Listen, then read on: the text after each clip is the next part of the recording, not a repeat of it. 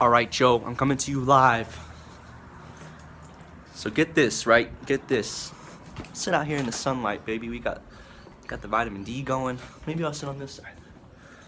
That's another big thing, right? They got those fluorescent lights. Fluorescent lights to keep you bright up in there when you're working in their office. You know, early mornings, late nights. Gotta have light, baby. You gotta have that light, baby. They got you covered. Package, it's all ready to go. So, on the topic of packages, right? We live in a pre-packaged society. You know, you get the iPhone in the box. You know what I'm saying? You get the food in the box. You know what I'm saying? Everything's pretty much ready to go. Everything, you know? No, you don't have to be independent, individual, creative, adventurous, interesting, because they've already put that all together. They already got it all thought out. They're like, man, you want a job? Don't worry. We got you covered. Here's a job. Here's your list of duties. That's all you got to do. That's all. And how much do you get paid? $10 an hour. Okay. Sounds good to me. Wait. You mean to tell me I could work however long I'd like, however many hours, and it's still only going to be $10 an hour? Or whatever the rate may be? Hold on. I'm invaluable. I'm an infinitely abundant being. I'm multidimensional. You can't put a price tag on this, baby. You're trying to tell me this is how much you're gonna be paid. Hang on. Who says? Says who? Says who? Let me see the guy that told me this is how much you're gonna get paid.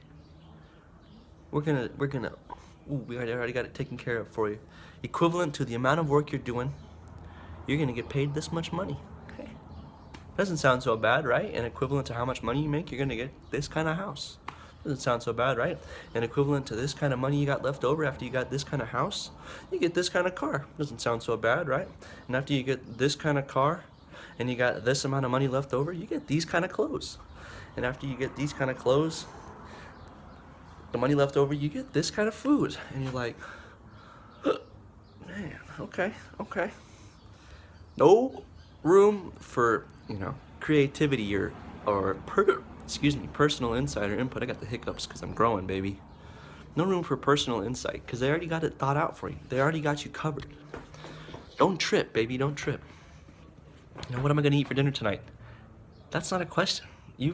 Food near me on the little handy dandy phone you got, boom, tells you right away where you gotta go, how long you can expect to wait, and what kind of food they got. Food, they wanna call it food, right? Food. Hold on, this video is gonna be multidimensional across all aspects that I can fit into about 2.5, maybe 3 more minutes. You're thinking, man, you know, they got this food up in here, up in this joint. What kind of food is this? I don't know. Chicken, beef, burgers, you know, French fries, deep fried, all these things, right?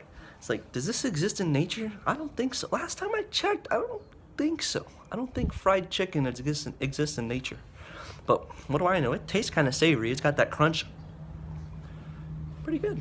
Hey, I don't have room to question it. I don't have time to question it for that matter. I gotta get home and take care of my kids and turn on the news and make sure I didn't miss anything all day. Come on now. They don't got chicken buckets growing on trees. No.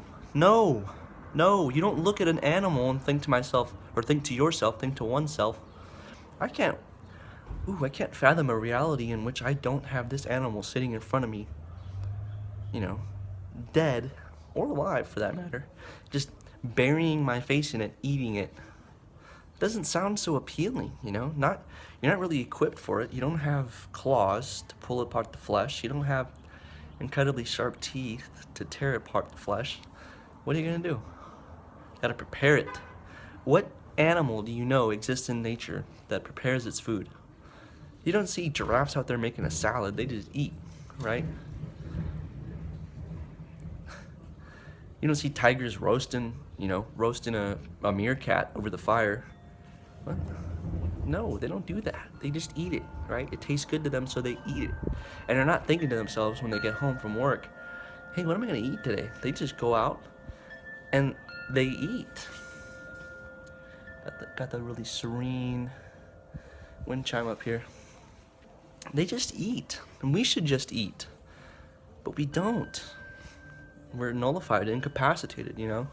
They got this on lock. They know what you're gonna eat, they know what you're gonna drink, they know when and how and where you're gonna do it.